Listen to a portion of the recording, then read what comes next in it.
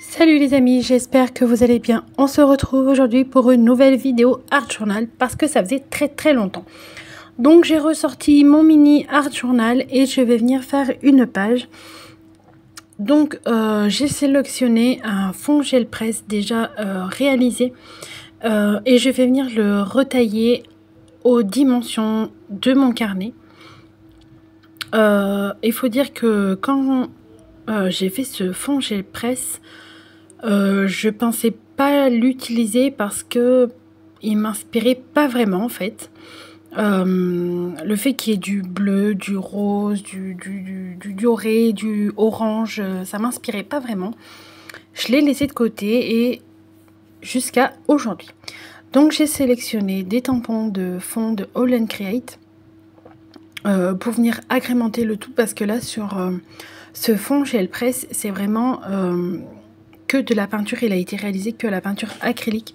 Il n'y a aucun travail de texture, de pochoir. C'est vraiment une multitude de couches de couleurs de peinture acrylique, on va dire.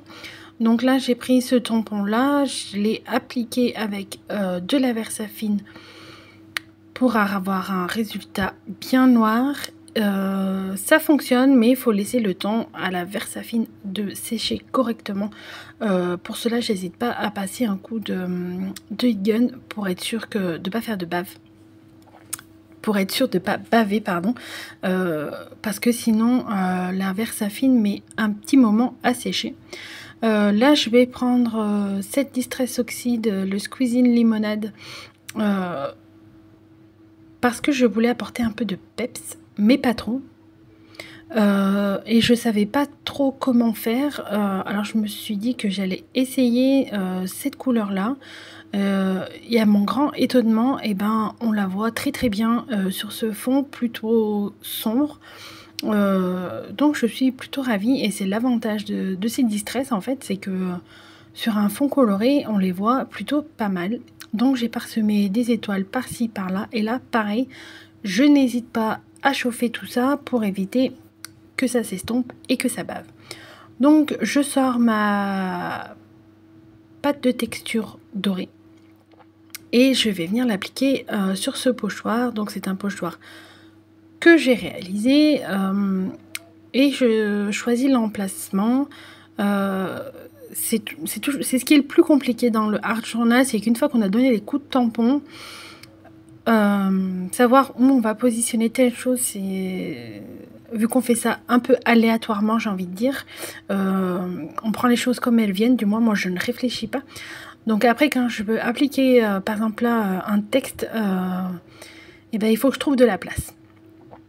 De la place pour qu'on voie bien le texte et qu'il ne cache pas trop les étapes précédentes aussi. C'est un peu ça le but, c'est lui trouver la bonne place. Et là, j'ai décidé que j'allais le mettre en haut de ma page. Donc, je viens prendre ma petite spatule, mon couteau, et je vais l'appliquer en fine couche. Je suis vraiment satisfaite de cette pâte de texture. J'adore le rendu qu'elle a. Elle a une jolie couleur dorée. Elle est facile à appliquer, on peut en mettre une petite couche, il n'y a pas besoin d'en mettre un gros pâté pour faire un joli effet doré. Franchement, je suis conquise. Il faut que je regarde si cette marque propose d'autres couleurs. Comme ça, je pourrais agrandir ma collection. Donc là, j'y vais par petites touches pour éviter d'en mettre de partout et surtout là où je ne veux pas. Parce que je veux pas la totalité de mon pochoir, je veux juste le premier mot de mon pochoir, donc le mot magique, et les petits traits qui s'y trouvent en dessous, je ne veux rien d'autre. Donc j'ai mis ma pâte de texture et je vais venir rapidement nettoyer mon pochoir et je me suis rendu compte qu'en faisant, en voulant maintenir mon pochoir pour pas qu'il bouge, j'avais un masking tape qui était sur la table. Vous l'avez vu à l'écran, c'est c'est l'un des tout premiers rouleaux de masking tape que j'ai acheté quand j'ai commencé le scrap. Je l'aime énormément, ce washi. Celui-là et un autre parce qu'il y avait un lot et franchement je les adore. Je les adore tellement que j'ai du mal à les utiliser pour pas justement les gaspiller. Mais là il était sur ma table et c'est là que je me suis rendu compte qu'on n'utilise pas assez les choses qu'on a parce qu'il était parfaitement dans le thème. Donc vous allez voir qu'en fait mes embellissements, vous avez pu le voir dans la miniature qu'il s'agit de hibou et que ce masking tape était totalement raccord avec le thème. Donc je suis venue le parsemer par-ci, par-là. Ce que j'ai fait, c'est que je l'ai coupé en deux. Donc les hiboux n'ont que la tête, ils n'ont pas le reste du corps. En général, le masking tape, j'aime pas trop l'appliquer dans sa totalité. J'aime bien le déchirer comme ça dans l'art journal. Je préfère avoir ce côté un peu déchiré, déstructuré dans le art journal. Donc du coup, qu'est-ce que j'ai fait? Je suis allée faire une petite sélection dans les masking tape que j'avais. J'en ai sélectionné deux autres. Donc un plutôt dans les tons bleus avec des écritures. Me demandez pas ce qui est écrit parce que j'en ai aucune idée, que je l'ai pas retenu et que c'est quelque chose qui vient de chez Action. Et j'ai sélectionné ce petit washi avec des nuages bleus. Et là, pareil, vu qu'il était épais, celui-là, je suis venue le déchirer. Et en fait, je suis venue compléter le haut de ma page de Art Journal, vu qu'il y avait pas mal de blanc et que je savais pas trop comment camoufler ce blanc parce que je mets pas trop. Et finalement, ça tombe à pic. Je l'ai fait avec le masking tape. Et je trouve ça plutôt pas mal. On n'a même pas l'impression, une fois qu'on regarde la page, que j'ai rajouté quelque chose. En fait, je trouve que ça fonctionne parfaitement bien.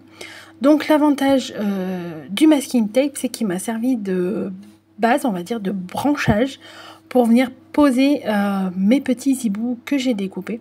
Donc c'est des images tout simplement que j'ai trouvées sur le net, que j'ai imprimées sur du papier photo pour avoir cette impression brillant, que j'aime beaucoup, mais vu que mon papier photo il n'est pas de grande qualité, ça m'a un peu déchiré.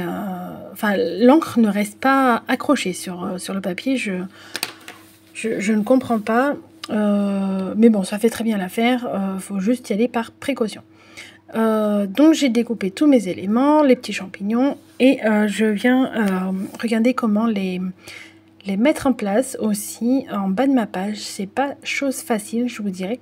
Quand on a une petite page comme ça, c'est un petit carnet, de savoir comment mettre les éléments sans que ça fasse effet de masse et qu'il y ait trop de choses, trop d'éléments sur un petit format. Je n'aime pas ça, donc il faut savoir jauger la quantité d'éléments qu'on vient y mettre sur notre page. Et j'hésite pas là à coller un élément qui chevauche les deux pages, comme ça va faire une liaison entre les deux pages. Donc là au début je voulais plier avec mon plioir, mais en fait très mauvaise idée, vu que c'est du papier photo et qu'il est fin, ça a failli déchirer mon embellissement, donc j'ai tout de suite arrêté et j'ai fait à la main tant bien que mal. Donc là je cherchais où rajouter ce petit champignon, je savais pas trop où le mettre. J'ai longuement hésité et puis il a fini à côté des autres sans chevaucher les autres, juste à côté. Et on arrive doucement vers la fin de la page, mais je vais peaufiner encore quelques détails. Donc là je regarde si je peux rajouter des éléments ou pas.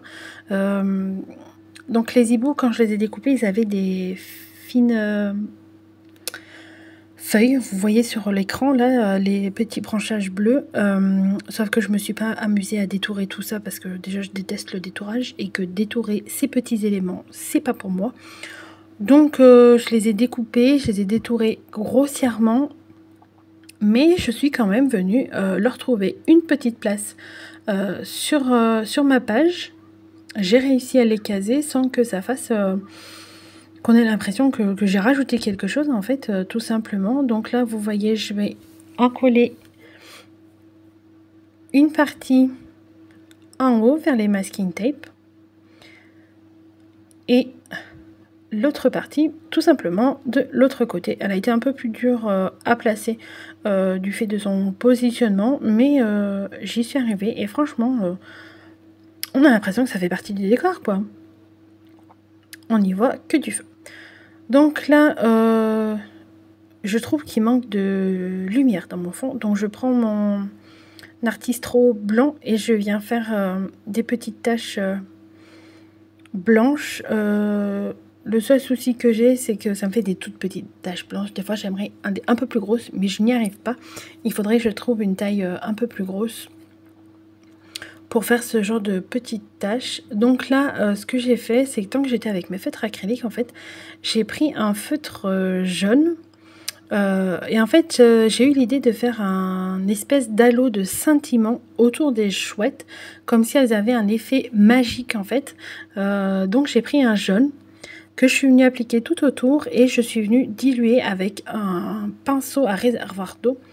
Donc tant que ça n'a pas séché, ça se dilue très très bien, il n'y a pas de souci, ça fait un effet peinture. Donc il n'y a pas de souci. Le pinceau que j'avais, il était beaucoup trop gros, il était gorgé d'eau. Donc ça faisait pas l'effet que j'ai fait. Donc j'ai changé, j'en ai pris un à pointe fine et j'ai eu un meilleur résultat. Ce que j'ai pas hésité à faire aussi, c'est quand j'avais un surplus de couleurs, j'avais un essuie-tout à côté de moi pour justement venir estomper le trop plein de couleurs. Et je vais venir faire pareil à l'autre. Et je me dis que si j'avais fait d'abord un contour blanc, puis après un jaune, j'aurais eu encore un résultat totalement différent, beaucoup plus scintillant, on va dire, que juste avec le jaune sur le fond coloré. J'aimais beaucoup le rendu, là. Donc là, j'ai pris un espèce de jaune, jaune foncé, je dirais. Alors, c'est pas un jaune orangé. C'est pas un jaune jaune, c'est difficile de vous décrire les couleurs des fois, mais c'est plutôt un jaune foncé que j'ai utilisé. Le résultat me plaisait beaucoup, mais je cherchais à apporter encore un peu plus de lumière, de scintillement. Et au final, j'ai plutôt pris j'ai rajouté du jaune citron, mais très légèrement en fait. Je suis juste venue faire une couche et puis c'est tout. Autant que l'autre jaune, j'ai pas hésité à faire plusieurs va-et-vient quand c'était sec, que là avec celui-là pas du tout. J'ai juste pris une fois le contour et puis c'est tout. Donc on arrive à la fin de cette vidéo. Je vais vous montrer de plus près le résultat de cette page. J'ai hésité aussi de faire un halo lumineux autour des champignons, mais j'avais peur que ça fasse trop, donc du coup j'ai laissé tel quel et j'adore le résultat que j'ai obtenu. Franchement ces fonds gel presse, j'adore. Restez à l'affût, restez connectés, n'oubliez pas d'activer la petite cloche de notification. Je vous dis à bientôt, au revoir.